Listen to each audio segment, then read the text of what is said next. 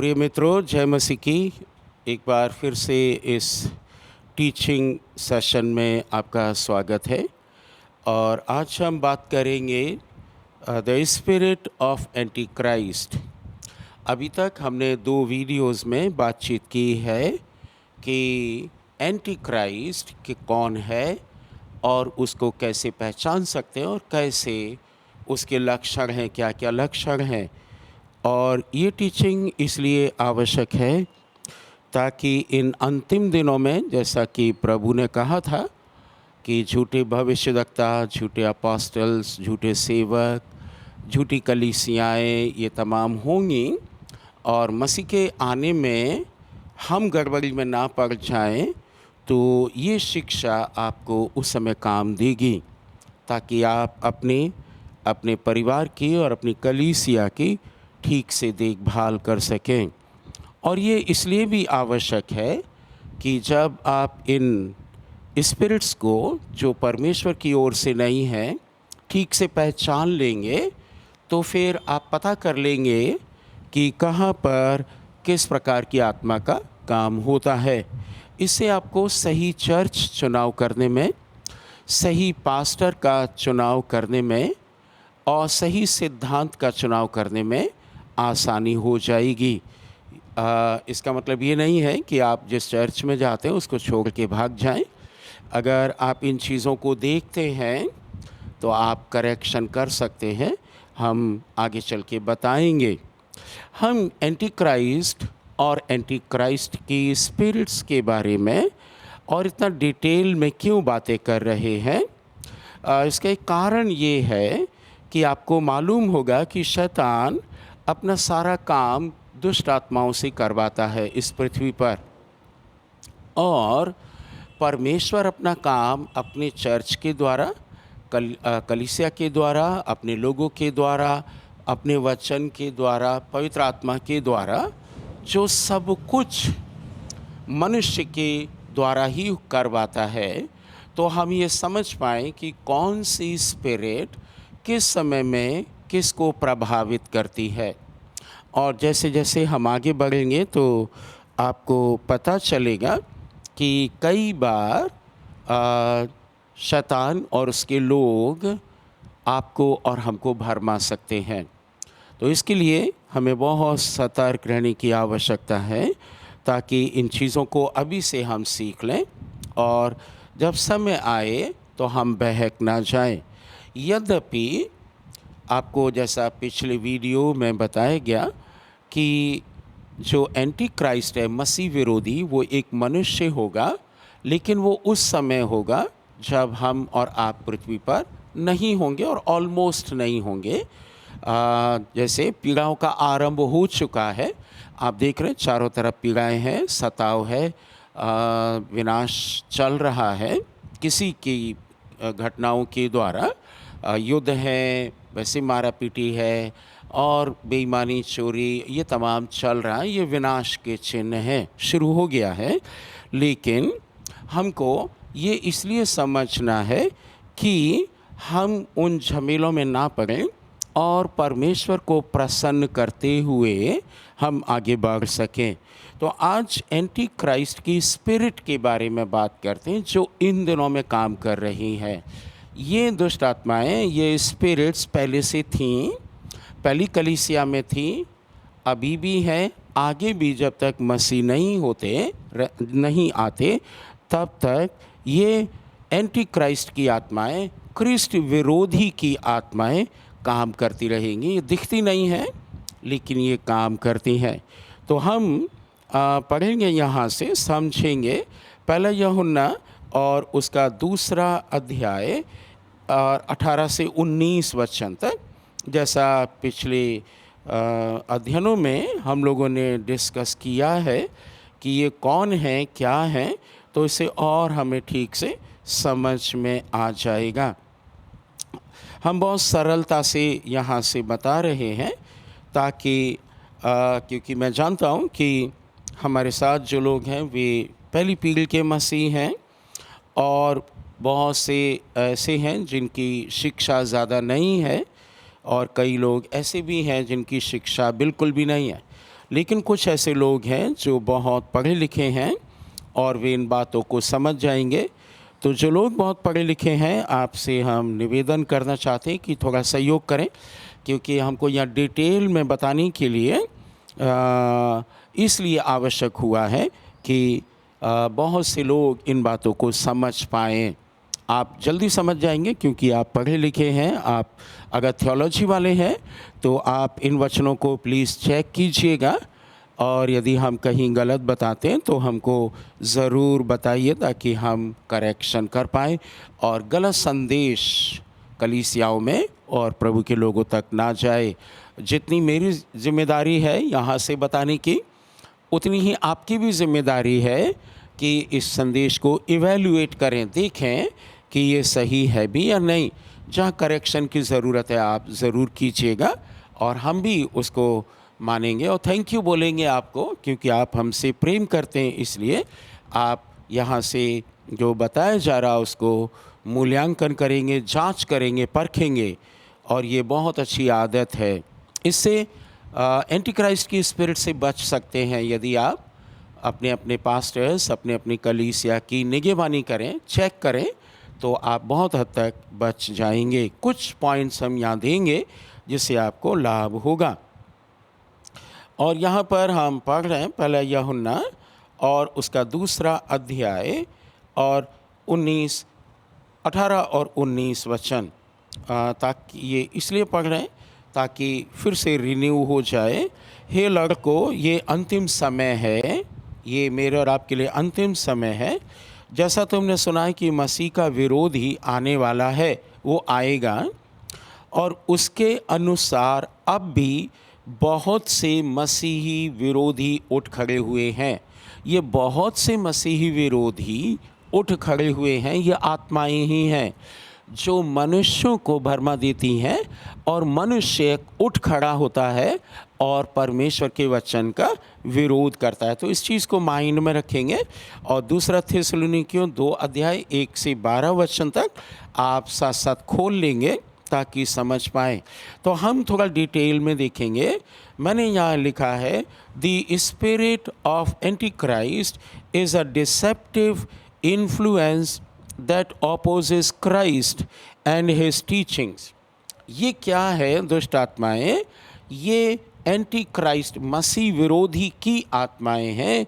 इनका एक काम है कि ये पर प्रभु यीशु मसीह की शिक्षाओं का और उनकी बातों का विरोध करती हैं, क्योंकि इनको जो एंटी क्राइस्ट है उसने इसलिए भेजा है ताकि इस पृथ्वी पर वो फैल जाएं और कलीसियाओं में जाकर लोगों को भरमाएं और वे गलत शिक्षा पाएं, यीशु मसीह के विरोध में शिक्षा प्राप्त करें।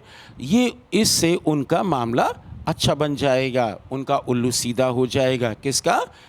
एंटी क्राइस्ट स्पिरिट का। फिर लिखा है, फॉल्स डॉक्ट्रिन और harmful ideologies and practices secretly infiltrate the church. ये क्या होता है? ये जो क्रिस्ट विरोधी की आत्माएं हैं, ये धीरे धीरे चर्च में आती हैं। अब हम यहाँ पर ये बताएंगे, ये क्रिस्ट विरोधी की ही आत्माएं हैं।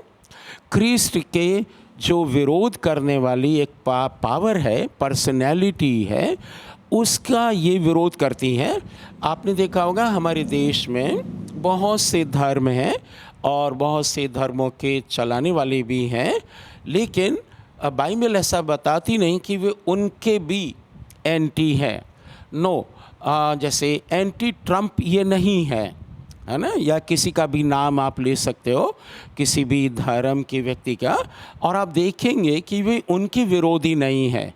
ये आत्माएं केवल मसीह के विरोधी हैं। तो मसीह के विरोधी होने के कारण ये किसका विरोध करेंगे?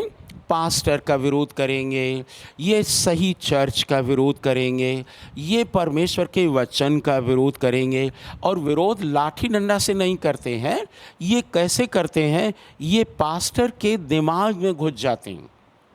अगर पास्टर को कंट्रोल कर लिया तो फिर वो चर्च को कंट्रोल कर लेंगे। किसी चर्च के व्यक्ति को जो पावर में है, लीडर है, सेक्रेटरी है, ट्रेजरर है, एल्डर है और कोई भी है, बिशप है, इन सब में ये माइंड को कंट्रोल कर लेंगे, तब वो क्या करेंगे, ऐसी डॉक्ट्रिन बना लेंगे जो परमेश्वर के वचन के खिलाफ है। और इसको डिटेल में समझने के लिए हम आगे और बातचीत करेंगे। तो ये चर्च में चुपचाप से घुस आती हैं, एक दिन में नहीं घुसती हैं। आपने देखा होगा कई कलीसियाएँ बड़ी अच्छी शुरुआत की उन्होंने, बड़े नम्र थे, बहुत ही सब कुछ ठीक चल रहा था और एंथुजियाज़म था, मतलब उत्साह बहुत था, प्रभु के लिए ये करेंगे, ये करेंगे, ये करेंगे। फिर क्या हुआ, धीरे धीरे धीरे धीरे लोग बढ़ते गए, पैसा ज़्यादा आता गया, फिर पास्टर साहब कैसे बन गए, एक वीआईपी बन गए। तो जब उस स्टेज में पहुंच जाते हैं, फिर पास्टर के जीवन में वो क्या डाल देता है, घमंड डाल देता है। फिर पास्टर क्योंकि वीआईपी बन गए, फिर वो लोगों से मिलेंगे नहीं। तो ऐसी स्थिति में एंटी क्राइस्ट की आत्मा उसमें घुस जाना, पास्टर जी में घुस जाना बड़ा आसान है। तो फिर वो क्या करेंगे, वचन को तोड़ देंगे, मरोड़ देंगे, डिसेप्टिव आइडियोलॉजीज़ बना देंगे, कुछ विचारधारा बना देंगे। आने वाले समय में हम बताएंगे किन किन लोगों ने कौन कौन सी विचारधाराएं बनाई और वे विचारधाराएं परमेश्वर के वचन के विरोध में निकली।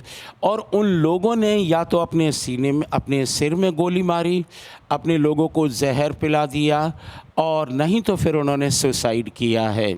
ऐसे लोगों की मृत्यु अच्छी नहीं होती है।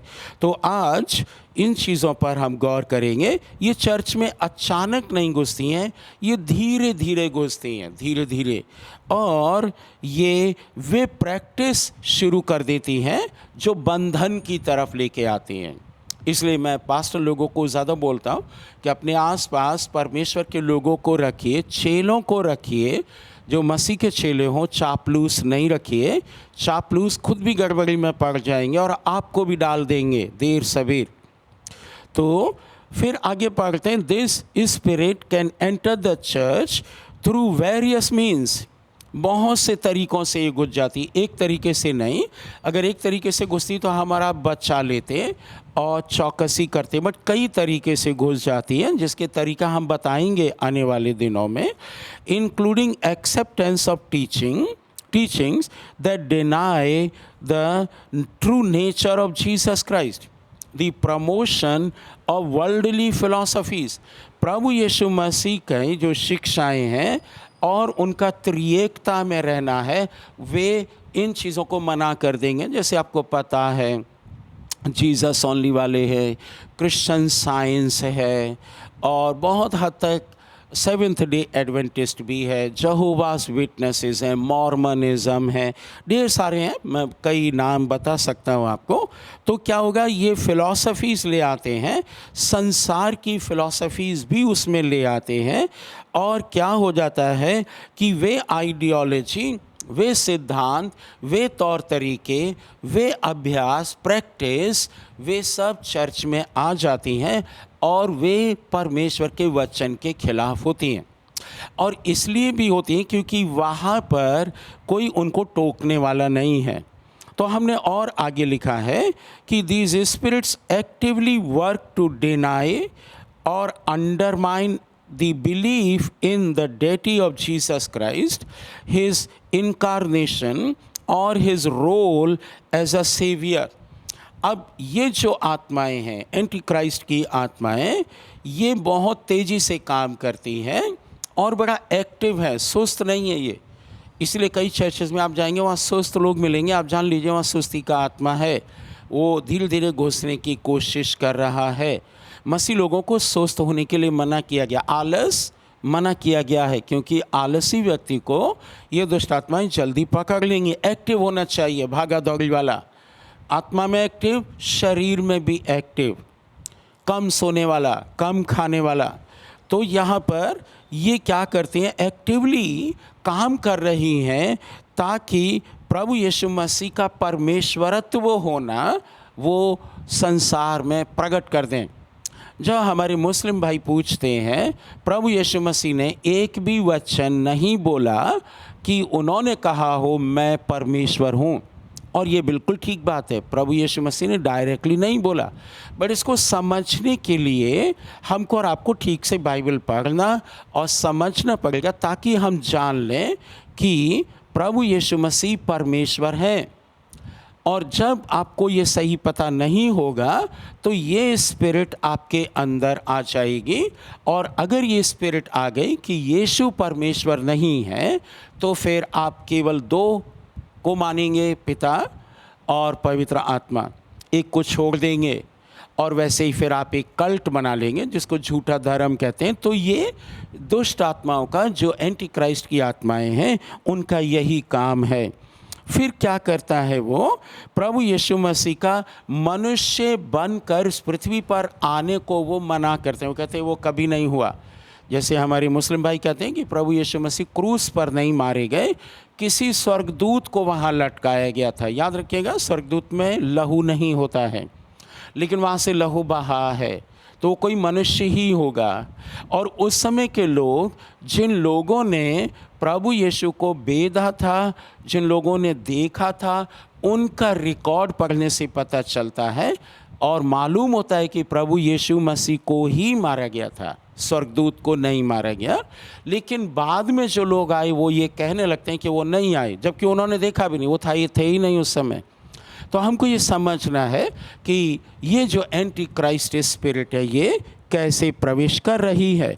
और वो क्या कहते हैं कि वो ये बताना चाहती हैं, ये दुष्ट आत्माएं, ये एंटी क्राइस्ट की आत्माएं, कि यीशु केवल एक मनुष्य है। जैसा यहोवा विटनेस बोलते हैं कि यीशु तो केवल एक मनुष्य है, हम और आप भी यीशु की तरह हो सकते हैं, परंतु वो गलत बात है ना। इन दिनों में ज़्यादातर ये चल रहा है, और ये फ़िलॉसफी कोई एक दे देता है, और उसके पास पैसा होता है, धन संपत्ति होती है, प्रभाव होता है, और वह गलत शिक्षा बहुत जगह चली जाती है। जैसा मैंने पिछले एक वीडियो में बताया था कि सारी शिक्षाएं जो गलत थीं वे इंडिया में आ गईं, और इंडिया में एक स्टेट में आई, और वहाँ से पूरे स्टेट में घूम रही हैं, जा रही हैं, और सब जगह वे मिल जाती हैं। तो इन दोनों में सतर्क रहने की आवश्यकता है। अब ये एक बात और समझना है हमको, ये दुष्ट आत्माएं क्या करती हैं, जो मेटाफर होता है उसको लिटरल में चेंज कर देती हैं। अब ये थोड़ा सा पढ़े लिखे व्यक्तियों के लिए बता रहे हैं। बाइबल में बहुत से उदाहरण दिए गए, जैसे प्रभु यीशु मसीह ने कहा मैं तुमसे सच सच कहता हूँ। तो ये एक मेटाफर है, ये कहने का तरीका है, ये कहावत है, ये एक जुमला है जो वहाँ कहा जाता था।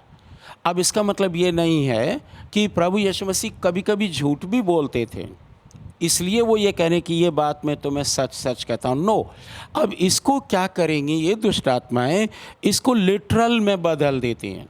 एक और उदाहरण देते हैं। लिटरल मतलब जैसा लिखा है वैसा ही।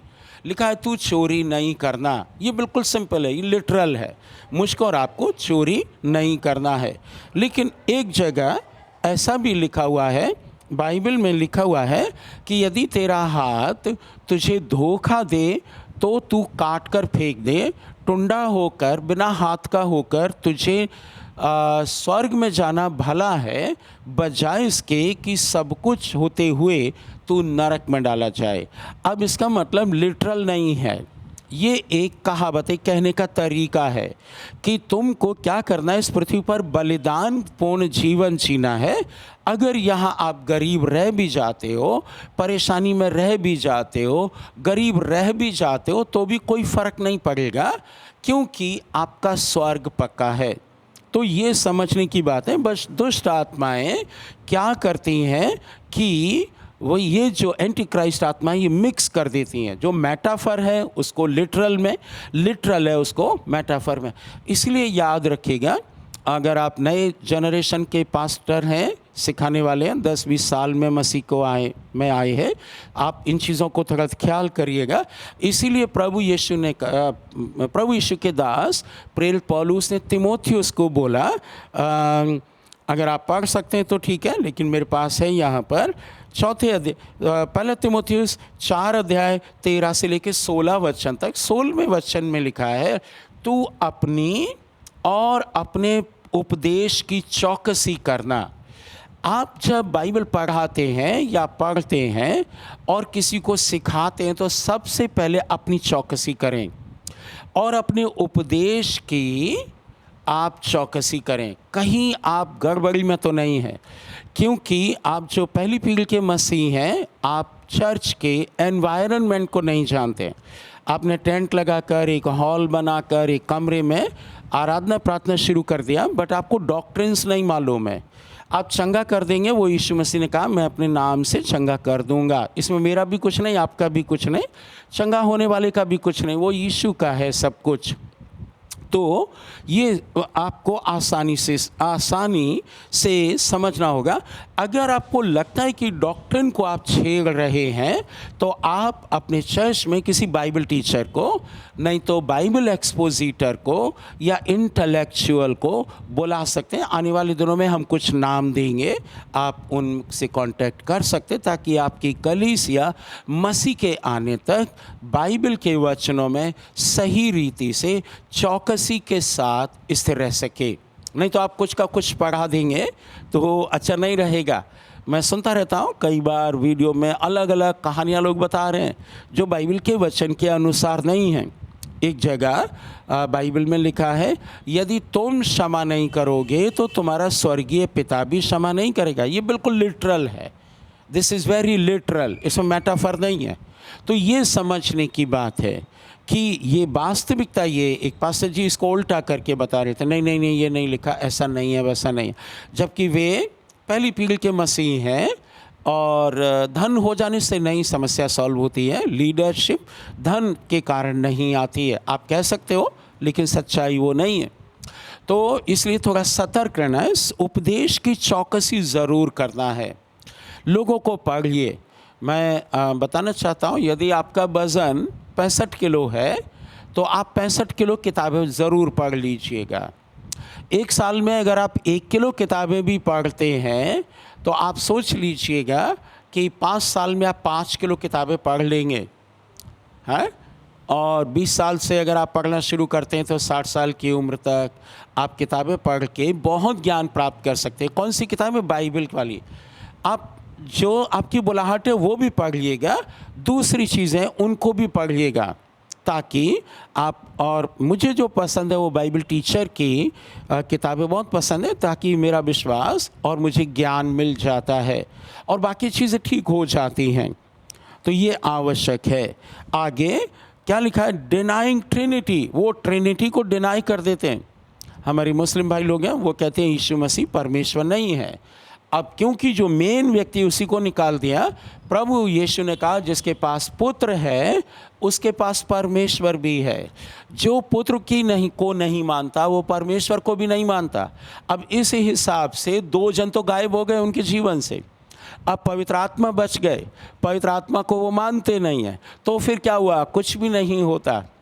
जबकि उनके यहाँ लिखा हुआ है ईसा है जो रूह अल्लाह है, यानी अल्लाह की रूह ईसा मसीह है, और वो केवल उनको पैगंबर मानते हैं, परंतु हम परमेश्वर मानते हैं क्योंकि परमेश्वर की ही शक्ति से वो जीवित हो। ट्रिनिटी को हम मानते हैं, त्रिएकता को, पिता पुत्र और पवित्र आत्मा। लेकिन ये इविल स्पिरिट्स ये मना करती हैं कि ये मत मानो, और क्या कह देते हैं, यहाँ कुछ मैंने नाम लिखे हैं, जीसस ओनली वाले हैं, और फिर जहोवाज विटनेसेस हैं, मॉर्मनिज़म है। मॉर्मनिज़म का दूसरा नाम है church of Jesus Christ of latter day saints, ये नाम रख दिया है।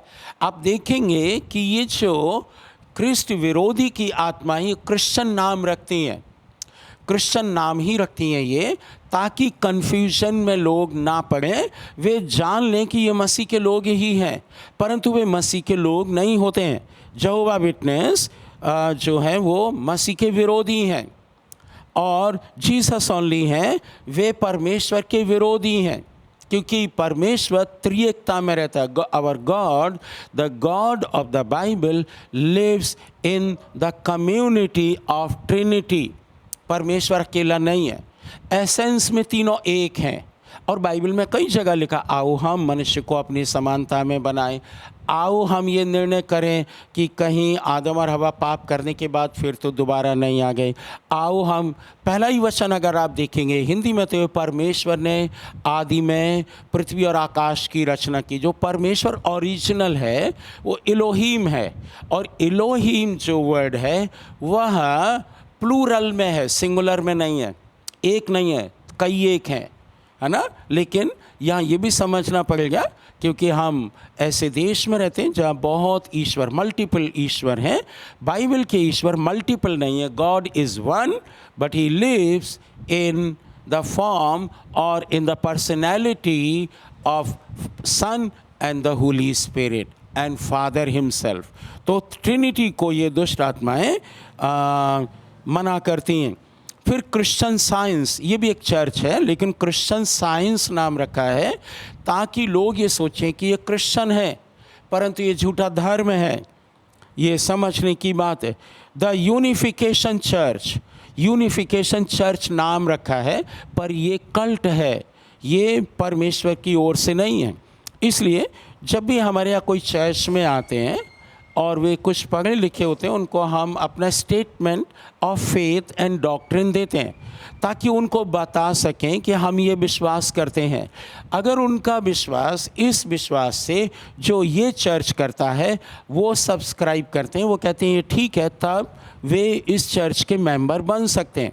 नहीं तो वे मेंबर ना बन के अटेंड करके, देख के और आशीष पा के जा सकते हैं। वे लगातार अटेंड कर सकते हैं, परंतु अगर कहीं गड़बड़ है, कहीं टकराव है, तो हम लोग ठीक कर सकते हैं उसको।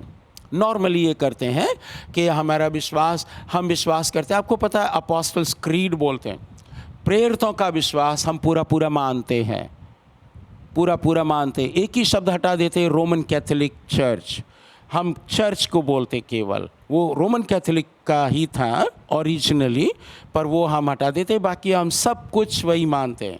कौन सा? एक परमेश्वर है, पृथ्वी को बनाया, आकाश को बनाया, और उनके इकलौते पुत्र प्रभु यीशु मसीह पर वे मारे गए, गाड़े गए, जीवित हो गए, दोबारा आएंगे, जिंदों मुर्दों का इंसाफ करेंगे, पवित्र आत्मा पर, कलीसिया पर, प्रभु के लोगों की संगति पर, फिर जिस्म के जी उठने पर हम जिंदा हो जाएंगे, स्वर्ग में जाएंगे। ये सब हम लोग विश्वास करते हैं। सेवेंथ डे एडवेंटिस्ट हैं, और आर्मस्ट्रॉन्गियनिज्म भी है, वो भी चर्च के रूप में एक ग्रुप चलाते हैं। डेविडियंस चर्च है, यानी दाऊद का चर्च। और ये सारे जो चर्च हैं वे ऑकल्टिक टाइप के हैं, मतलब परमेश्वर के वचन के खिलाफ हैं। तो आप सोच सकते हैं कि आपको अब कितना और आगे पढ़ाई करना है, पास्टर लोगों को भी और जो आप चर्च चलाते हैं उनको भी। मैं दुख के साथ कहता हूँ, गांव में थोड़ी समस्या है, क्योंकि गांव में केवल प्रभु यीशु मसीह का नाम गया है, बाकी चीज़ें वो कितना सेट कर पाएंगे मालूम नहीं, क्योंकि गांव के जो पास्टर्स हैं वे अकाउंटेबल नहीं हैं किसी के, वे जो चाहते हैं वही पढ़ाते रहते हैं, और बहुत से लोग तो उनमें पढ़ना जानते नहीं हैं, बस चंगाई, दुष्ट आत्मा, भूतों को निकालना, इतने ही तक वो सीमित रहते हैं, फिर आगे नहीं बढ़ पाते। बहुतों का उद्धार भी नहीं हुआ है। तो यदि आपके चर्चेस गांव में हैं, आपने स्थापित किए, तो उन पर ध्यान दीजिएगा कि वे ठीक से ट्रेनिंग दें, और आपके पास्टर्स लोग, इवेंजलिस्ट जो भी वहाँ अगुवाई करते हैं, वो इन बातों को समझ पाएँ। मैं एक उदाहरण देना चाहता हूँ। ये किस प्रकार की 20वीं सेंचुरी में एक E.W. कैनियन करके व्यक्ति थे, इन्होंने क्या किया कि वर्ड ऑफ फेथ मूवमेंट चला दिया। वर्ड ऑफ फेथ मूवमेंट, पता नहीं आप जानते या नहीं, पास्टर लोगों को मालूम होगा। और उन्होंने क्या कहा, वो फेथ के आधार पर ये माना करते थे कि जो कुछ आप कह दोगे वह आपके लिए हो जाएगा, यानी स्पिरिट ऑफ पॉजिटिविटी। ये भी दुष्ट आत्मा है, ये एंटी क्राइस्ट की आत्मा है। ये क्या करती है कि स्पिरिट ऑफ पॉजिटिविटी, आपने इन दिनों में देखा होगा कि आप डिक्लेयर करो और डिक्री करो कन्फेस करो और बोलो तो वो चीज़ें आपके पास आ जाएंगी। ये एक झूठी शिक्षा है। ये इन्होंने बनाई थी 20वीं शताब्दी में, और धीरे धीरे फिर इन्होंने क्या एक और सिद्धांत बना दिया कि man is a little God. जो मनुष्य है वो छोटे छोटे परमेश्वर हैं। ये एक झूठी शिक्षा आ गई और ये बहुत जगह फैल गई, और आप देखते हैं कि आजकल भी लोग इस प्रकार की शिक्षा देते हैं, पर ये झूठी है। ये उनको चेक करना चाहिए पढ़ाने से पहले, ताकि लोगों के पास गलत संदेश ना जाए। दूसरा एक और मिस्टर जिनका नाम मैंने यहाँ लिखा है, चार्ल्स पीटर वेंगर। ये 1930 में पैदा हुए, 2016 में मर गए। इन्होंने एक शिक्षा शुरू की थी, न्यू अपोस्टोलिक रिफॉर्मेशन मूवमेंट, नार मूवमेंट के नाम से इसको जानते हैं। और हुआ क्या था, इन्होंने ये कोशिश किया कि सारे धर्म एकता में आ जाएं, और इसके साथ साथ उन्होंने लोगों को कंट्रोल करना शुरू कर दिया। जब भी कोई भी आपको कंट्रोल करता है तो आप जान लियो वो एंटी क्राइस्ट की आत्मा है। और जब कंट्रोल उनसे नहीं हो पा रहा तो उन्होंने पास्टर्स को एक तरफ कर दिया, बाइबल टीचर को एक तरफ कर दिया, 2-3 लोगों को ले लिया और लोगों को बुला बुला के उनको अपोस्टल बना दिया और प्रॉफिट बना दिया, ताकि प्रॉफिट वो कैसे भी भविष्यवाणी कर देंगे तो लोग उनके कंट्रोल में आ जाएंगे। ये स्पिरिट आज भी काम कर रहे हैं। आप कहीं भी देखो, हर गली में आपको एक अपोस्टल और एक प्रॉफिट मिल जाएगा। वो जानते नहीं हैं, परंतु वे बनाते अपने आप को कि हम अपोस्टल हैं। उनको नहीं बनाया, 12 ही अपोस्टल थे, 12 ही। आप कहेंगे 13, तो हम बाद में कभी डिटेल में बता देंगे। पौलुस को इंक्लूड किया गया है। मथियास का चुनाव जो था वो लोगों की तरफ से था, परमेश्वर की ओर से नहीं था। वो तो 2 चिट्ठियां डाली, एक की तो निकलेगी, चिट्ठियां डालते 15 लोगों की, तब उसमें से मथियास का निकलता तो कोई प्रॉब्लम नहीं थी। लेकिन 2 की डाली तो 2 में से एक तो निकलेगी। ये मनुष्यों का चुनाव था, क्योंकि मथियास ने आगे जाके कोई काम नहीं किया, तो पौलुस को वहाँ चुना गया है। पौलुस परमेश्वर के चुने हुए थे, मथियास मनुष्यों के चुने हुए थे, इसलिए मथियास वहाँ नहीं रह पाए, सेवा नहीं कर पाए, कोई जिक्र मिलता नहीं है।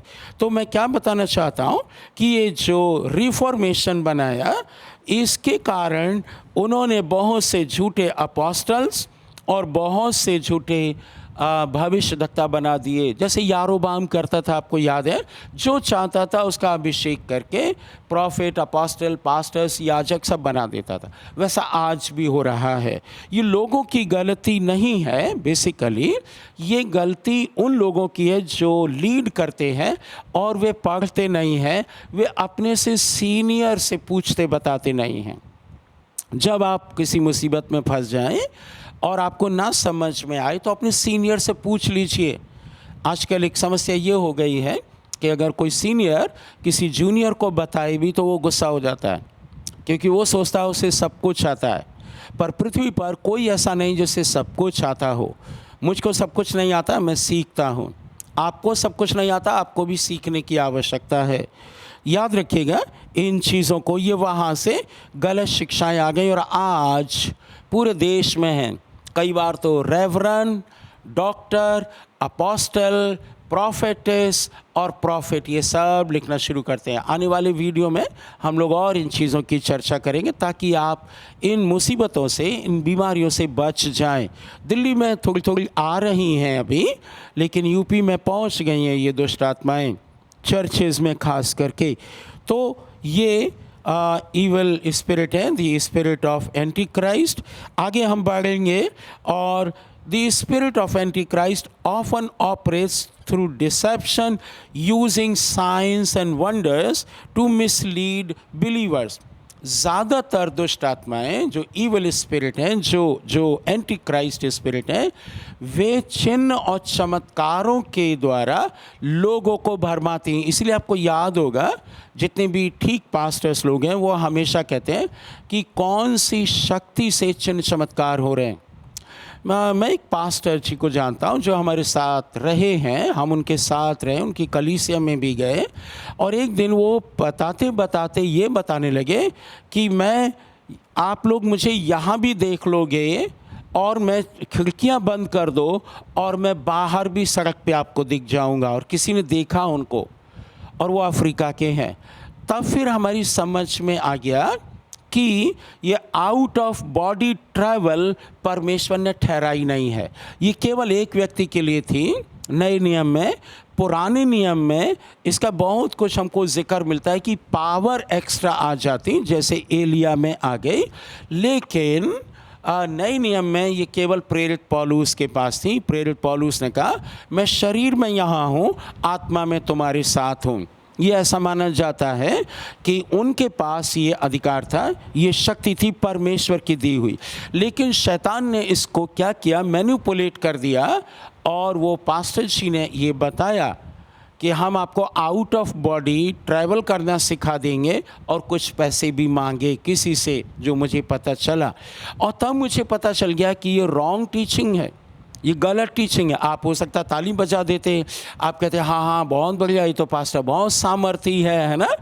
जब मैं हरियाणा पहली बार गया तो कुछ लोग थे, पास्टर लोग भी पढ़े लिखे नहीं थे, वो बाइबल नहीं जानते थे और किसी को भी गिराने की बड़ी कोशिश करते थे, क्योंकि उन्होंने पास्टर बेनी हिन की मीटिंग्स को देख लिया था यूट्यूब पर।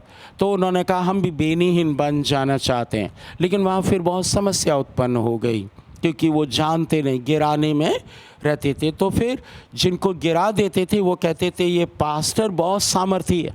तो धीरे धीरे क्या हुआ, यीशु वहाँ से हट गया और वो पास्टर ही यीशु बन गया। जैसा आज आप देखते हैं ज़्यादातर लोग अपने पास्टर को ही यीशु मानते हैं, यीशु से उनको कोई मतलब नहीं है।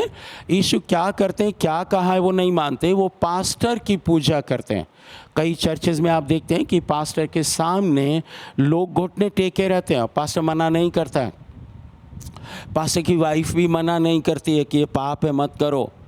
पास्टर की वाइफ अपने पति को मना कर सकती हैं, ये गलत शिक्षा मत दीजिए प्लीज़, हमारे बच्चों पे पड़ेगी, फिर ये हम लोग के ऊपर मुसीबत आ जाएगी। तो ऐसा वो मना नहीं करती हैं, वो एक के बाद एक कॉपी करने लगते हैं। एक किसी ने किया तो दूसरे भी वैसे ही कॉपी करने लगते हैं। खास करके गांव में अनपढ़ लोगों में ज़्यादा होता है, पढ़े लिखे लोग थोड़ा बहुत समझते हैं इन चीज़ों को। आप भी समझेंगे तो अच्छा होगा। तो ये क्या बताना चाह रहे हैं कि the spirit of anti Christ जो है वो डिसेप्शन यानी धोखा पट्टी करके चिन्ह चमत्कार के द्वारा भी विश्वासियों को मिसलीड कर देती है। चिन्ह चमत्कार होंगे तो आप जान लोगे कि यहाँ तो यीशु है, परंतु वो कोई और शक्ति से हो रही है। दोनों शक्तियाँ चिन्ह चमत्कार करती हैं। एंटी क्राइस्ट में मैंने बताया था पिछले वीडियो में, बाइबल में लिखा है कि वो आग बरसा देगा और वह मूर्तियों में जान डाल देगा और चलते फिरते चिन्ह चमत्कार कर देगा। ऐसी उसके पास शक्ति है। आगे बढ़ते हैं। It can manifest as a desire for power and control, with individuals claiming spiritual authority over others. आपने देखा होगा कि ये स्पिरिट, एंटी क्राइस्ट की जो स्पिरिट है, मसीह विरोधी की जो आत्मा है, ये पावर चाहेगी और कंट्रोल करना चाहेगी और दूसरे लोगों के ऊपर इस प्रकार से क्लेम करेगी कि मैं आत्मिक हूँ और तुम्हारे ऊपर मैं अधिकार रखता हूँ। आपने सुना होगा स्पिरिचुअल फादर और स्पिरिचुअल मदर, ये बाइबल की शिक्षा नहीं है, ये पोप की शिक्षा है। जब उन्होंने कंट्रोल कर लिया 1000 साल तक, बाइबल को कंट्रोल किया और मैनिपुलेट किया, लोगों से पैसे लिए, अत्याचार किया, करप्शन किया और इस कारण उन्होंने बाइबल लोगों को नहीं दी। नहीं तो लोग बाइबल पढ़ के आंखें खुल जाती। वे एक सर्टिफिकेट दे देते थे कि तुम्हारा उद्धार हो गया है और उसके बदले में कुछ पैसा ले लेते थे। लेकिन बाद में पता चला उद्धार मनुष्यों से नहीं होता है, वह होता है प्रभु यीशु मसीह के ऊपर विश्वास करने से, जो वे क्रूस पर मारे गए। तब पोप ने और उनके लोगों ने मसीह लोगों को जो सच्चाई कहते थे मारना शुरू कर दिया। विलियम टिंडेल को मार डाला और जला भी दिया, नुकसान पहुंचाया, जेल में डाल दिया। उन्होंने बाइबल को अनुवाद कर दिया था। तो ये जो स्पिरिचुअल मदर एंड फादर है, ये एक स्पिरिट है एंटी क्राइस्ट की, जो लोगों के ऊपर कंट्रोल करती है। आपको याद होगा प्रभु यीशु मसीह ने 2 चर्चेस को बोला है नए नियम में, जो प्रकाशित वाक्य में है कि तुम्हारे यहाँ निकोलाइयों की शिक्षा मानने वाले लोग हैं, मैं उनसे नफरत करता हूँ। आपको अच्छा लगेगा कि कोई आप किसी को मम्मी पापा कह रहे हैं जो आपके मम्मी पापा नहीं हैं, तो आपको वो अच्छा लग सकता है, परंतु परमेश्वर प्रभु यीशु से नफरत करते। उन्होंने कहा मैं नफरत करता हूँ। तुम्हारा एक ही पिता है स्वर्ग में, पृथ्वी पर आपका फिजिकल पापा है वो ठीक है। कई जगह देखिए बड़ी शर्म भी आती है कहने में कि 31 साल का लड़का है और एक 40 साल का आदमी उसको पापा कहता है तो कैसा बुरा लगेगा ना। या हमारे चर्च में एक ऐसी घटना हुई थी, एक पति पत्नी यहाँ आए, मुझको पापा और नीलू को, मेरी वाइफ को मम्मी कहने लगे। तो हम लोगों ने कहा ये ठीक नहीं है, ये जो है निकोलाइयों की आत्मा है, ये किसी के द्वारा भी आ जाती है। अगर आपको मालूम है तो आप मना कर दोगे, नहीं तो आप कहाँ ले जाओगे कि अरे पौलुस ने कहा था मैं तुम्हारा पापा बन गया। पर आप सोचिए कॉन्टेक्स्ट वो नहीं है। पौलुस ने कभी नहीं कहा कि सब मुझे पापा कहना, तीमुथियुस तुम मुझे पापा कहना, मरकुस मत्ती लूका यूहन्ना तुम भी मुझे पापा कहना। यीशु ने भी नहीं कहा कि तुम पापा मम्मी बनाते जाना, नो, दे नेवर सेड। और फिर कहाँ ले जाओगे कि एलिया को एलीशा पापा कहते थे। ना आप एलिया हैं, ना आपके लोग एलीशा हैं। आप याद रखिएगा वो कॉन्टेक्स्ट वो नहीं है। इज़राइल में कहा जाता था हाय मेरे पापा, हाय मेरे प्रभु, वो भविष्यवक्ताओं को ऐसा कहते थे। राजा योआश ने भी यही कहा था। अब राजा योआश को आप स्पिरिचुअल सन नहीं कह सकते, आप उनको स्पिरिचुअल फादर नहीं कह सकते। तो ये क्यों ऐसा है, जो मैं क्लियर बता रहा हूँ वो ये कि ये एक एंटी क्राइस्ट की आत्मा है जो चर्च को कंट्रोल कर लेती है, चर्च के लोगों को कंट्रोल कर लेती है। अब जैसे आप मुझे पापा कहने लगे, मैं आपको बेटा कहने लगूँ, तो मेरा आपके ऊपर ज़्यादा अधिकार हो जाएगा और आप मेरी बात मानोगे ही मानोगे। अगर मैं कहूँ 5,000 रुपया लेना तो आप ले आओगे क्योंकि पापा जी ने कहा है। तो ये कंट्रोलिंग स्पिरिट है, इसको आप तोड़ सकते हैं अगर आप चाहें तो। मेरी शिक्षाएं इसलिए हैं, लिबरल है, आपको अच्छा लगे मानिए, अच्छा ना लगे तो मत मानिए, कंपेलिंग नहीं है, बस हैं सही, हैं प्रैक्टिकल, आप फ़ायदे में रहेंगे। हालेलुया। तो ये मिसलीड कर देती हैं, स्पिरिचुअल अथॉरिटी के द्वारा कंट्रोल करती हैं। वैसे तो कंट्रोल कर नहीं पाएंगी, लेकिन पास्टर लोग कंट्रोल कर लेते हैं। ये एंटी क्राइस्ट की स्पिरिट है। They can lead to a focus on human leadership and doctrines rather than on Christ and his word. तो क्या होता है कि जो ह्यूमन लीडरशिप है उसको वो मानने लगेंगे, यानी पास्टर ने कह दिया वो मानेंगे, लेकिन मसीह ने जो कहा वो नहीं मानेंगे। उनको मालूम भी नहीं है और ना वो चेक करते हैं कि मसीह ने क्या कहा है और पास्टर ने क्या कहा है। जब मैं बहुत पहले फील्ड में गया हरियाणा में, तो मैंने देखा कि वहाँ पर लोग पास्टर के सामने कांपते हैं, डरते हैं, बोलते भी नहीं हैं और पास्टर तानाशाही दिखाता है। लेकिन जब बाइबल की बातें कुछ आई तो उनको कुछ भी नहीं मालूम। वो यीशु मसीह से बिल्कुल नहीं डरते, शराब भी पीते, सट्टा भी और चिट्टा भी खाते, गाली गलौज भी करते, बाइबल नहीं पढ़ते, लेकिन पास्टर से बहुत डरते हैं। ये एक दुर्दशा है। ये क्यों दुर्दशा है? क्योंकि पास्टर एंटी क्राइस्ट स्पिरिट से ग्रस्त है। अगर पास्टर आज़ाद होगा तो वो प्रत्येक को भाई कहेगा। आपको याद है प्रेरित पौलुस ने ऐसी भाषा बोली, मैं पढ़ के बताता हूँ, मुझे याद है, लेकिन रोमियो की पत्री 12वें अध्याय में, हे भाइयों मैं तुम्हें परमेश्वर की दया स्मरण दिलाकर तुमसे विनती करता हूँ। ये वाली भाषा प्रभु यीशु के लोगों की है, तानाशाह वाली नहीं। तानाशाह वाली है तो आप समझ जाइएगा कि वह व्यक्ति जो आपके ऊपर स्पिरिचुअल कंट्रोल करना चाहता है वह एंटी क्राइस्ट स्पिरिट से ग्रसित है, वो आज़ाद नहीं है। आप भी आगे चल के वैसे ही हो जाओगे। आप देखते हैं जितने कठोर पास्टर होते हैं, अकड़ वाले होते हैं, उनके लोग भी उतने ही अकड़ वाले होते हैं।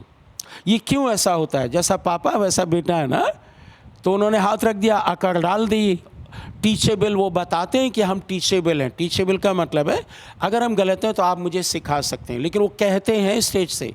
अगर आप उनको सिखाने के लिए जाओगे, बताओगे, पहले तो वो बुलाते नहीं, घमंड से भरे, अकड़ से भरे हैं, लेकिन अगर आप जाओगे आपकी नहीं सुनेंगे, वो आपको सोचेंगे तुम तो बेकार आदमी हो। इसलिए चर्चेज़ में बाइबल टीचर नहीं पाया जाता। बाइबल टीचर वो रखते नहीं हैं, जानबूझ के नहीं बुलाते, क्योंकि वो ठीक करेगा। वो पहले पास्टर को ठीक करेगा, फिर कलीसिया के लोगों को ठीक करेगा। इसमें टाइम लगता है, एफर्ट लगता है, बहुत पढ़ाई करनी पड़ती है, बहुत प्रार्थना करनी पड़ती है, सारे अंगों को, सारी इंद्रियों को जागृत रखना पड़ता है। आसान नहीं है बाइबल टीचर बनना। प्रचार करना बड़ा आसान है और चिन्ह चमत्कार करना बड़ा आसान है, क्योंकि वो यीशु करते हैं, हमारा आप में शक्ति नहीं है। तो आप इन चीज़ों को समझ सकते हैं कि ये चर्च इस समय कहाँ जा रहा है, कि वो प्रभु यीशु को कम और पास्टर को ज़्यादा अहमियत देते हैं। इसको थोड़ा बैलेंस करेंगे। बाइबल हमको बताती है, इब्रानियों की पत्री में, कभी डिटेल में पढ़ेंगे हम लोग, लेकिन अभी हम बता रहे हैं क्योंकि आपको याद होना चाहिए या होगा। वहाँ लिखा है तुम अपने अगुओं की मानो। ये बिल्कुल ठीक बात है, अपने अगुओं की बात मानिए। हम विद्रोह करना नहीं सिखा रहे हैं, हम बैलेंस टीचिंग दे रहे हैं। जो आपके अगुए कहते हैं उसको कीजिएगा, मानिएगा, लेकिन उसके साथ साथ चेक भी कीजिए वो पूरी आयत ये है।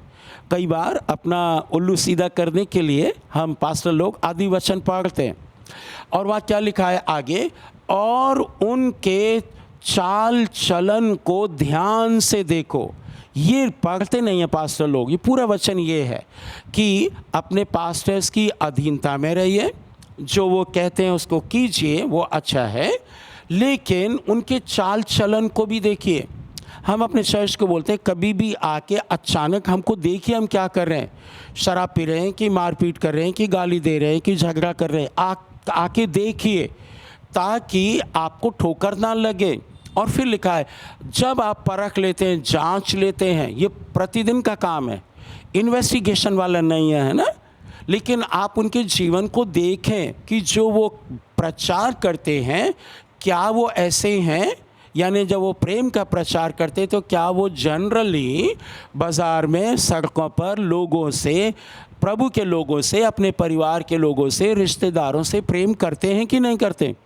नहीं तो फिर उनके पास एविडेंस कुछ नहीं होगा, केवल खोखली बातें होंगी, वो ज़्यादा दिनों तक नहीं चलती। इसीलिए प्रभु यीशु मसीह ने ऐसे लोगों को पाखंडी कहा है।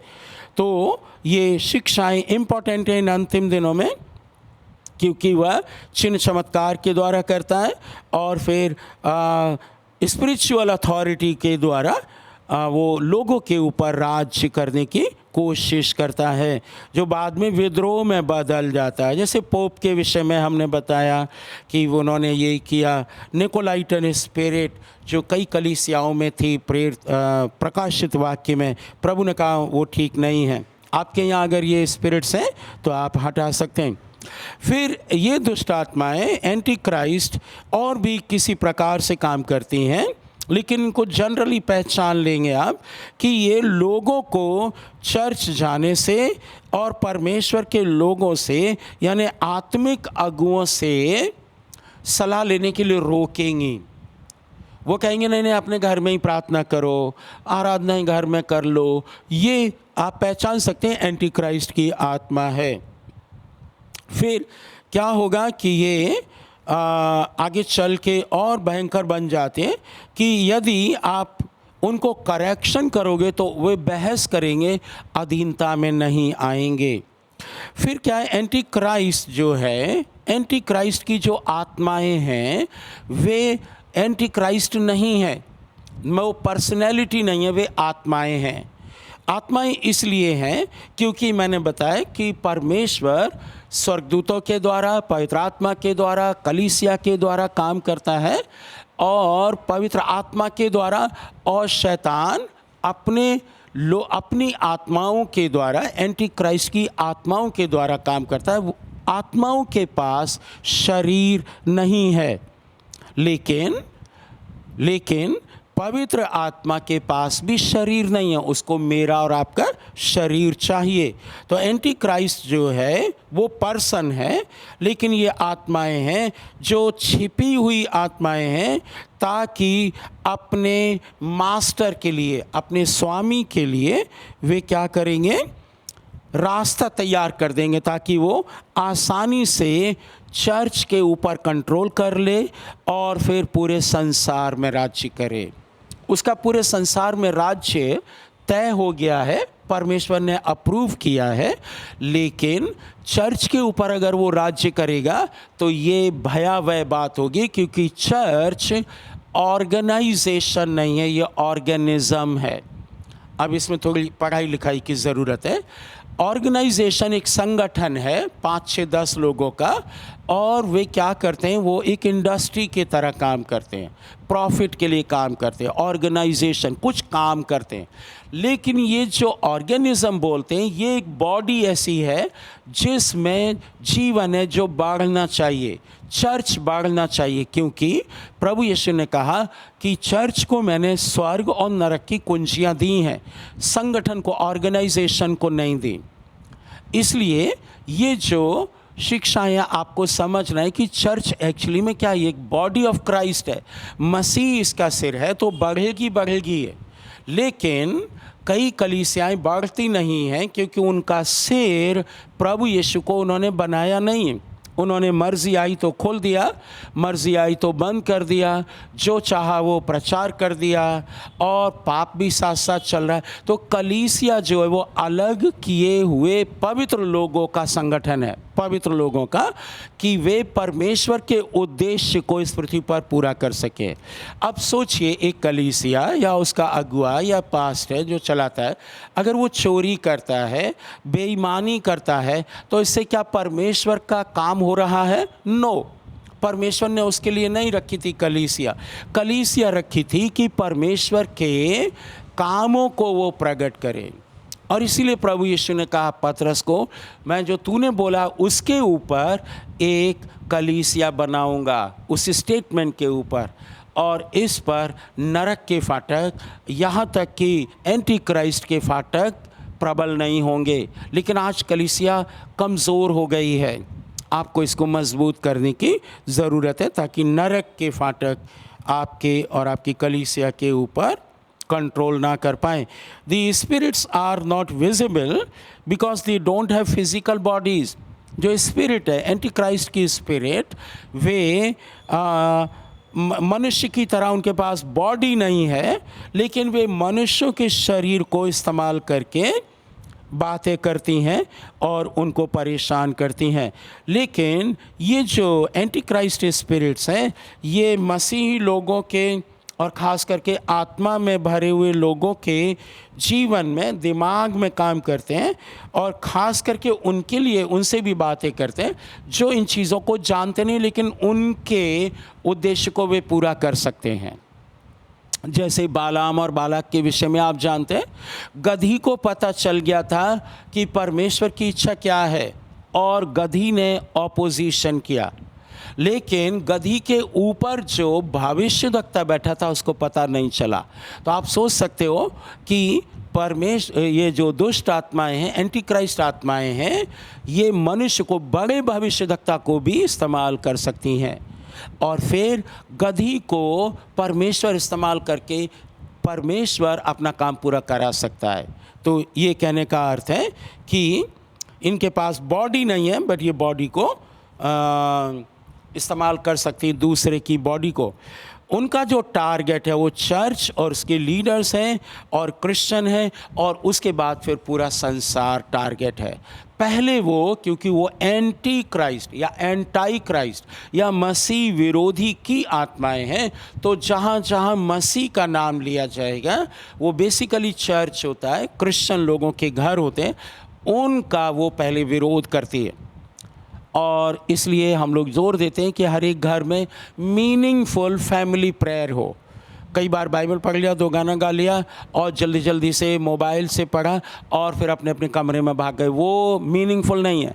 वहाँ एंटी क्राइस्ट की आत्मा आ जाएगी, रहती भी होगी, लेकिन जब आप बाइबल को पढ़ते हैं, अपने जीवन को चेक करते हैं, अपने बच्चों को चेक करते हैं, अपने बच्चों के लिए प्रार्थना करते हैं, सलाह देते हैं, उनको प्रेम करते हैं और एक दूसरे की समस्याओं को सुनते हैं और बाइबल से उनका हल ढूंढते हैं, प्रार्थना करते हैं, आराधना करते हैं, ये ऐसा घर बन जाता है जहाँ पर एंटी क्राइस्ट का आत्मा आसानी से नहीं आएगा, क्योंकि आप चौकसी कर रहे हैं।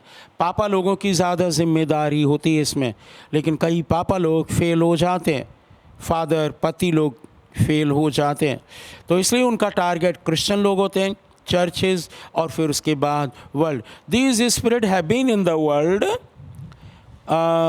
Since the church established. आपको पता है 3 यूहन्ना 1 अध्याय के 9 और 10 वचन में लिखा है कि वे अभी भी संसार में हैं, उस समय भी थी, अभी भी हैं, आगे भी रहेंगी। तो इसको आप समझ सकते हैं। और एक चीज़ और ठीक से समझना है, इस कलीसिया में 2 व्यक्ति हैं। आप देखिएगा 2 व्यक्ति हैं। आइए हम लोग पढ़ लेते हैं 3 यूहन्ना, यानी यूहन्ना की 3री पत्री, जो प्रकाशित वाक्य और यहूदा आ जाते हैं पीछे से, और उसके बाद फिर ये 3री पत्री हमको मिल जाती है और इसमें हम 9वां और 10वां वचन देखते हैं। पहले 9वां वचन पढ़ते हैं। इसमें आप पता करेंगे कि एक व्यक्ति है दियोत्रेफेस और दूसरा है दियेत्रियुस। ये ऐसे नाम उनके हुआ करते थे। लिखा है, मैंने कलीसिया को कुछ लिखा था, पर दियोत्रेफेस जो उनमें बड़ा बनना चाहता है हमें ग्रहण नहीं करता। ये एक स्पिरिट, एंटी क्राइस्ट की स्पिरिट है, जो हमेशा अपने आप को बड़ा बनने के लिए आपको उत्साहित करेगी। आपको कहेगी आप बड़े हैं, आप स्पेशल हैं, आप बड़ी कुर्सी पर बैठना चाहिए, आपको सोफ़ा पर बैठना चाहिए। आजकल तो एक ऐसा भी नियम हो गया है कि पास्टर प्रचार करता है, उनकी वाइफ सामने सोफ़े पर बैठती हैं और सोफ़े के आसपास कुछ लड़कियां भी बैठती हैं, जैसे एस्तर की वे दासियां थीं। ये पुराने नियम का सिस्टम है, फ़िरौन वाला, लेकिन नए नियम का ये सिस्टम नहीं है। इसलिए मैं कई बार बोलता हूँ अपने चर्च के लोगों को, आप भी बोल सकते हैं कि जब आप के शहर में ज़रूर होंगे CNI चर्च या मेथोडिस्ट चर्च, वहाँ भेजिए लोगों को, ताकि वे चर्च के सिस्टम को समझ पाएँ।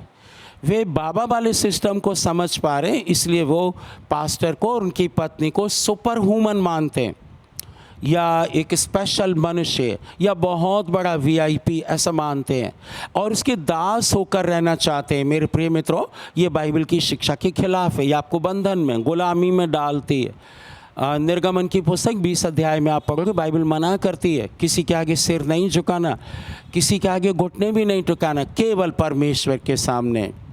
ये एक नियम है, लेकिन ये ट्रेंड चल गया है। पर ये एंटी क्राइस्ट की आत्मा है। आप जो सुन रहे हैं, अगर आपके चर्च में होता है तो अगले संडे से अपनी वाइफ को, अपने बच्चों को नीचे बिठाइए, ताकि लोगों से वो मिल सकें। बाइबल कहती है प्रभु यीशु मसीह ऊपर से उतरकर चौरस में खड़े हुए। मनुष्य का पुत्र, परमेश्वर का पुत्र इतना सब कुछ कर सकता है, तो फिर आप क्यों VIP बनते हैं? परमेश्वर आपको स्वर्ग में VIP बनाएगा। हाँ, यहाँ VIP अपनी मर्जी से नहीं बनिएगा। हम लोग ऐसा नहीं करते, हमारी कलीसिया में ये ट्रेंड नहीं है, क्योंकि हम लोग एंटी क्राइस्ट की आत्मा को समझते हैं कि कैसे कैसे वो आ सकती है।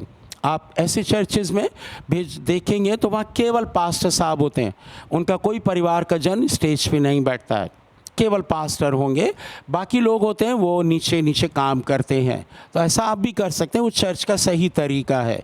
हारून और उनके पुत्र ही अंदर जा पाते थे, जिनको अभिषेक किया था सब लोग नहीं जा पाते थे। याजक लोग, अलग अलग काम था, लेकिन सब भीतर नहीं घुसते थे। तो आप भी इनको रोक सकते हैं, नहीं तो धीरे धीरे आप में वो स्पिरिट आ जाएगी और आप अपने आप को बड़ा बनने लगेंगे, फिर आप लोगों से मिलेंगे नहीं। प्रभु यीशु मसीह सबसे मिलते थे, यहाँ तक कि निकोदेमुस रात में भी पहुँच गए मिलने के लिए। लेकिन आज के पास्टर लोग अपने ही लोगों से नहीं मिलते। मैं एक दिन बता रहा था अपने चर्च में कि आज के पास्टर्स लोग जो उनको चंदा देते हैं, जिनके चंदा से वो रोटी खाते हैं, घूमते फिरते हैं, गाड़ियाँ खरीदते हैं, कपड़े खरीदते हैं, बच्चों की फ़ीस देते हैं, उन्हीं से वो मिलते नहीं हैं। और एक पास्टर जी ने तो यहाँ तक शिकायत किया किसी पास्टर के बारे में कि वो अपने ही लोगों के, मृतकों के फ्यूनरल में भी नहीं जाते। अजीब सी बात है ना। लेकिन आप CNI, Methodist church, Baptist church, ऐसे लोगों को देखिएगा, उनके पैटर्न को आप अपनाएंगे तो आप फ़ायदे में रहेंगे। हालेलुया। लेकिन एक चर्च में कौन है ये जो बड़ा बनना चाहता है और वो कहते हैं कि हमें ग्रहण नहीं करता है। ये एक आदमी है वहाँ पर और इसका नाम भी लिखा हुआ है। कहीं ये आदमी आप तो नहीं है कि आप बहुत बड़े बनते हैं और सबसे पहली सीट पे आप बैठ जाते हैं टांग पर टांग चढ़ाकर और कहते हैं कि मैं इस चर्च का सबसे बड़ा आदमी हूँ, मेरे सामने सब झुकेंगे। ग्रहण नहीं करता। इसलिए प्रेरित यूहन्ना कहते हैं जब मैं आऊँगा तो उसके कामों को जो वो कर रहा है स्तुति दिलाऊँगा। गुस्से में लिख रहे हैं वो कि वो हमारे विषय में बुरी बुरी बातें बकता है, ये अच्छा आदमी नहीं है। लेकिन कहाँ पर है ये? चर्च में है। कौन सी आत्मा से ग्रसित है? एंटी क्राइस्ट स्पिरिट से ये ग्रसित है। तो ये व्यक्ति कैसा है? ये बुरी बुरी बातें बकता फिरता है और क्या करता है कि संतोष नहीं है इतने पर भी, परंतु ये भाइयों को ग्रहण नहीं करता और जो उन्हें ग्रहण करना चाहते हैं उनको भी मना करता है और कलीसिया से निकाल देता है। इसको किसने अधिकार दिया? इसको अधिकार ऐसे मिल गया क्योंकि जब इसने दादागिरी दिखाना शुरू किया तो लोगों ने रोका नहीं। अपोस्टल साहब आ रहे हैं, प्रॉफिट साहब आ रहे हैं, इवेंजलिस्ट साहब आ रहे हैं और धीरे धीरे करके उन्होंने क्या किया? बड़ा बनना शुरू कर दिया, बड़ा बनना शुरू कर दिया। और जब वो बड़े बन गए फिर लोग नए आए, उन्होंने कहा ये तो बहुत बड़ा आदमी है, ये तो प्रेसिडेंट की तरह है, ये तो क्या बोलते हैं अधिकार रखता है। फिर उसने अपना ये काम करना शुरू कर दिया। लेकिन बाइबल कहती है कि उन्होंने कहा जब मैं आऊँगा तो उसको देखूँगा। यूहन्ना को आने की ज़रूरत नहीं थी, वहीं के लोग उसको ठीक करते तो ज़्यादा अच्छा था। उसके पास, एक व्यक्ति के पास इतना अधिकार दे दिया कि वह चर्च में से निकाल देता था किसी को। दैट इज़ नॉट राइट, क्योंकि चर्च उसका नहीं है। अभी कुछ दिन पहले मैं सुन रहा था, एक भाई बोल रहे थे ये चर्च मेरा है, मैं जो चाहूँ वो कर सकता हूँ। मैंने कहा देखो, जो व्यक्ति इस भाई को मसीह के पास लाया उसने इसको ठीक से नहीं बताया कि ये चर्च का मुखिया नहीं है। इसका मतलब उस चर्च में गड़बड़ियाँ होती रहेंगी क्योंकि वो व्यक्ति कहता है, अपने मुंह से कहता है, वह कन्फेशन कर रहा है कि ये चर्च मेरा है, मैं जो चाहूँ वो करूँ। ये भाषा पवित्र आत्मा की नहीं है, ये भाषा प्रभु यीशु मसीह के चेले की नहीं है, ये भाषा एंटी क्राइस्ट की है। इन्हीं चीज़ों से आप समझ सकते हो कि जो व्यक्ति ये कहता है कि वह चर्च का ओनर है, उसने ओनरशिप अभी प्रभु यीशु को नहीं दी है। हम यहाँ से ये क्रिटिकल बातें बताने का मूड नहीं है, पर ये अंतिम दिन है, इसलिए मुझे आपको आगाह करना है, खास करके अपनी कलीसिया को, क्योंकि मुझे उनका हिसाब देना होगा। परंतु ये बातें मुझे मालूम है, प्रभु ने ये सुविधाएं दी हैं, प्रभु ने कहा है, इसलिए मैं प्रॉम्प्टिंग फील करता हूँ। और शैतान बहुत अड़ंगा डालता है क्योंकि इन चीज़ों में आपके विषय में नहीं, लेकिन एंटी क्राइस्ट स्पिरिट की पोल खुल जाती है और वो कभी नहीं चाहता है कि उसकी पोल खुल जाए। कलीसिया से वो इसीलिए नफरत करता है क्योंकि कलीसिया को मालूम है कि उसका थोड़ा समय है, वो नरक में डाल दिया जाएगा। इसलिए वो कहता है कलीसियाओं को बंद कर दो ताकि उसकी सच्चाई जो होने वाली है वो ना पता चले। फिर एक और व्यक्ति है, वो लिखा है प्रिय, बुराई के नहीं पर भलाई के। जो भलाई करता है वो परमेश्वर की ओर से है, जो बुराई करता है वो उसने परमेश्वर को नहीं देखा। दूसरे व्यक्ति के विषय में, दिमेत्रियुस के विषय में, मैं सब ने वरन सत्य ने भी आप गवाही दी, यानी पवित्र आत्मा ने गवाही दी, सत्य प्रभु यीशु उन्होंने गवाही दी और लोगों ने भी गवाही दी। क्या गवाही दी? कि वो अच्छा है और तू जानता है कि हमारी गवाही सच्ची है। दैट मीन्स एक व्यक्ति के अंदर जो चर्च में है उसके अंदर एंटी क्राइस्ट का आत्मा हो सकता है, दूसरे के अंदर पवित्र आत्मा हो सकता है। मेरा कहने का अर्थ ये कि ये दुष्ट आत्मा, ये एंटी क्राइस्ट आत्मा सेम चर्च में, जो चर्च परमेश्वर के लोगों से भरा हुआ है, उसमें रह सकती है। और मैंने आपको बताया पास्टर्स में ज़्यादा होती है ये, क्योंकि उनको अगर कंट्रोल कर लिया ईविल, इस दुष्ट आत्मा ने, तो फिर क्या आसान हो जाएगा उसके लिए कि वह चर्च को कंट्रोल कर लेगा, उसके और जो ब्रांचेस हैं उनको कंट्रोल कर लेगा, फिर संसार को कंट्रोल कर लेगा। इन अंतिम दिनों में इन दुष्ट आत्माओं ने अपना काम ज़्यादा तेज़ कर दिया है और उनके पास रिसोर्सेज है, दुष्ट आत्माओं के पास, उनके पास पावर है और शैतान के राज्य से उनको इन चीज़ों को पूरा करने के लिए अप्रूवल भी मिला हुआ है। और plans first in the church and then through the church the entire world। वो क्या करना चाहते हैं? चर्च को कंट्रोल करके फिर पूरे संसार को कंट्रोल करेंगे। They are working in a style of real Jesus, hiding and influencing pastors and leaders by their teachings, lifestyles and knowledge। देखिए कि वो अपने ऐसे लाइफ स्टाइल को अपनाते हैं जो बिल्कुल यीशु का लगे। यीशु की बातें करेंगे, बाइबल की बातें करेंगे, लेकिन अंदर में प्रभु यीशु ने कहा ना, वो फाड़ खाने वाली भेड़िए हैं, तो वो इन्फ्लुएंस कर देते हैं ये दिखाकर कि यीशु मसीह ही है, हम यीशु का ही प्रचार कर रहे हैं ब्रदर, लेकिन उनको मालूम नहीं है कि वे एक्चुअली में शैतान के एजेंट की तरह काम कर रही हैं।